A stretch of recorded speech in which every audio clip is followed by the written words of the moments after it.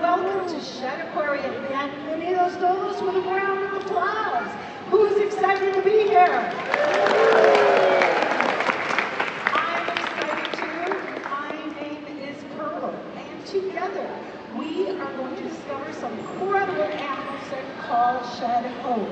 But first, I want to know a little bit about all of you, my guests. So, on the count of three, I want you to shout out where you're visiting from, okay? Here we go. 1, 2, 3. All right, I did hear Detroit and Seattle. Wow, that's impressive. I'm from Chicago. I'm sure a lot of Chicagoans are here. Anybody from out of the country? Well, welcome wherever you are from. Now, let's find out where our blubbery buddies, the beluga whales, are from.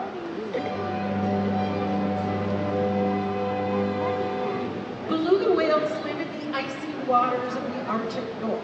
If you look at that map, you're going to see a highlighted area that shows their range.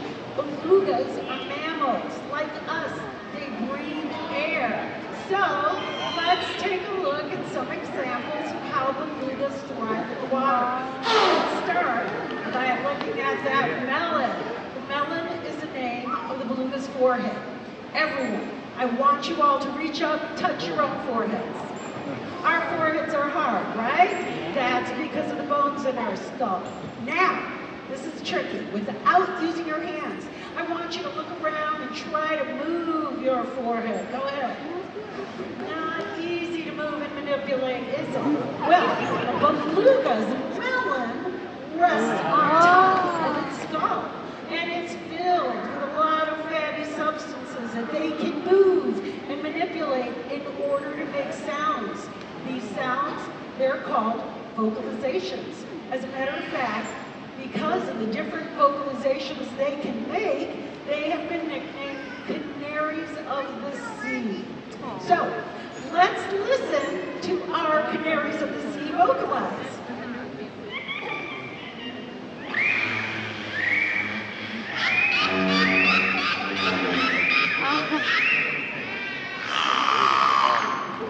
What an incredible range of sounds, right? Tell you what, it would be a lot of fun if we try, on the count of 3, to mimic the sounds we just heard our belugas make. So let's give it a try. 1, 2, 3. Excellent sounds. I think I've got canaries of the audience. All right, so one of the ways that belugas use those sounds is to communicate with each other, right? All right, well, another way they use those clicking sounds is to navigate while under the water without using their eyes. This is called echolocation, and it's a lot like sonar. So, sound waves are going to be sent through the water, and when it hits another object or animal, those sound waves are going to bounce back to the whale, letting it know what lies ahead. Maybe it's food, maybe it's other belugas, possibly a predator like an orca or a polar bear. All of the belugas' actions must be managed by their need to breathe air. They breathe through that blowhole, see it? Like right in the back of their heads. They, like us, need oxygen to survive. This means that a beluga is holding its breath every time it goes underwater, and they are really, really good at it. All right, let's try this fun little experiment. Along with the beluga whales, we are going to try and hold our breath for 30 seconds, okay? You're going to see a time clock come up, so you can keep track. Now, let's check in with our animal care team. Are the belugas ready? Oh, I'm getting a thumbs up. All right, everyone, are you ready to give this a try? Yeah. Excellent. All right, on the count of 3, we're going to hold our breath. Here we go. 1, 2, 3. Hold your breath. All right. Looks like we're off to a good start. Everybody looks comfortable. What about our belugas? Their tails are up. Some of them are on their back. That means their blowhole is in the water. And you know that means they're holding their breath. All right, 20 seconds. Right about this time, most humans get a little uncomfortable. We're almost there, so if you need to breathe, but go! Take a breath. All right, you did great, right? Excellent. How about our belugas? Look at them. They're still holding their breath. Beluga whales can hold their breath up to 15 minutes while underwater. Now that's incredible. 15 minutes. Friends, at Shedd, we advocate for all animals. Working with our belugas at Shedd allows our team and our partners to best understand how to best take care of animals. We've taken care and participated in beluga rescues worldwide, including endangered Cook Inlet in Alaska. Our goal at Shedd is to live in a world that is thriving with aquatic life, sustained by people who love, understand, and protect it. All right, folks, let's have another look at our marvelous, beautiful beluga whales. Oh my God.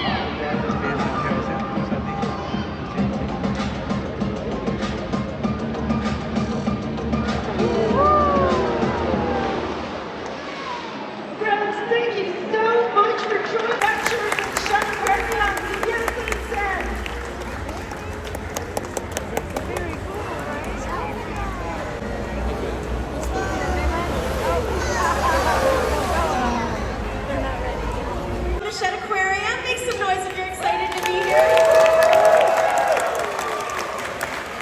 I'm excited too. My name is Chloe, and together we're going to be discovering an incredible animal in Shedd's care. So let's get right into it. I know you've noticed this habitat behind me. It happens to be the largest habitat at Shedd. It's full of salt water, but who knows exactly how many gallons of salt water it holds. Now, before you start to shout out your guesses, I want to help you out by imagining a gallon of milk. Get that visual in your head. It's usually about this big. And once you're imagining that gallon, start imagining how many gallons of salt water you think could fit in the space behind me. All right, let's hear it. 10,000, a million, 2,000. Those were really good guesses. I'm going to clear it up by letting you know that this habitat holds just over 2 million gallons of salt water. In addition to incredible habitats like these, we have an excellent animal care team, including Corinne. And we care for over 32,000 individual animals. Here's just one, Laguna.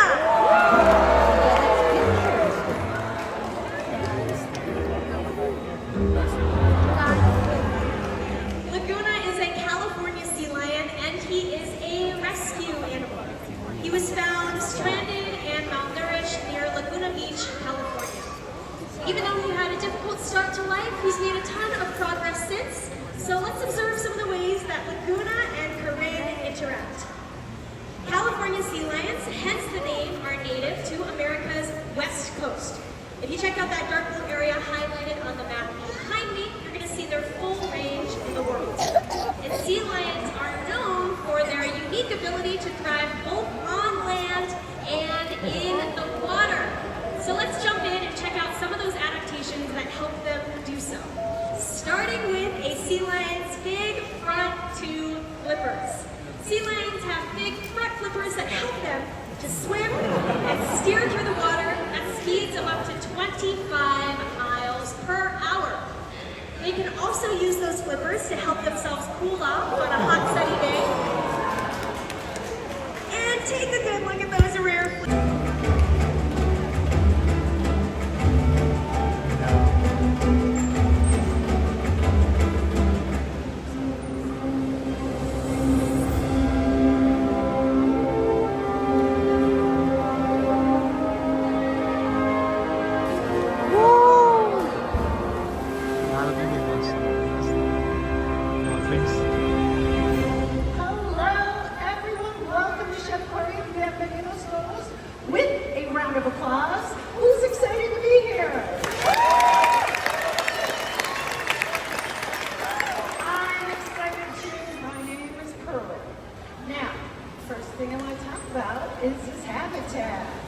It is the largest single-use habitat at Shedd Aquarium. But I have a question for you. Do you think it is saltwater or freshwater? So, tell you what, on the count of 3, I want you to shout out your answer. Freshwater or saltwater? Here we go. 1, 2, 3. Saltwater. I love it. All I heard from here was saltwater. You're right. This is a saltwater habitat. Now, before that curtain came down, you saw beautiful Lake Michigan. Well, I have the same question. Do you think Lake Michigan is saltwater or freshwater? So, on the count of 3, nice and loud. 1, 2, 3. Freshwater. All right, I heard a couple of salt, but mostly I heard freshwater, and you'd be right. For all the Great Lakes, including Lake Michigan, are fresh water. And the reason that I'm bringing this up is because the kind of water makes a difference in what animals live and thrive in each environment. So right now, let's meet the animals in our saltwater habitat, the Pacific white-sided dolphins. Now, that water they're swimming in is cold water. Pacific white-sided dolphins come from the chilly waters of the Pacific Northwest. If you take a look at that map, that highlighted area shows you their range. Now, they are mammals just like us. They breathe air. But while we're adapted to life on land, they're adapted to life in the water. Let's take a look at some of those adaptations. First of all, dolphins have flippers. These flippers, you'll see them jutting out of their side, are called pectoral flippers. And this is what they use to steer as they swim through the water. Now, There is something very cool about those pectoral flippers. They have an interesting series of bones, and those bones reveal a lot about the animal's distant past. All right, folks, I'm going to ask you, if you feel like it, I want you to take a look at one of your hands, any hand. See that X-ray of the human hand? With your free hand, I want you to start feeling all those bones you see up to your wrist, in the palm of your hand, all the way to the tips of your fingers. Now, take a look at the other X-ray of the dolphin's pectoral flipper. Those bones that some of you just felt are the same bones in the dolphin's flipper. Well, what does this mean? Well, scientists believe that millions of years ago, ancestors of dolphins and whales may have lived on land. Incredible, probably about the time of the dinosaurs' extinction. All right, folks, if you're still curious, give me a thumbs up and I'll tell you more about the dolphins. All right, I love a curious crowd. Let's talk about those tails. Those tails are called flukes, and those flukes have no bone, no muscle at all. Check out what the animal does with those flukes. They move them up and down to paddle through the water. And I know that all of you saw that big fin on the dolphin's back. That's their dorsal fin. And that helps the animal stay upright so they can swim straight as an arrow any direction they choose. Now, look at those pectoral flippers. Now, between that dorsal fin and that fluke is a strong muscular area called a peduncle. And what that does, it gives the animal the power it needs for forward motion, acrobatic jumps, tail rocks, and large splashes.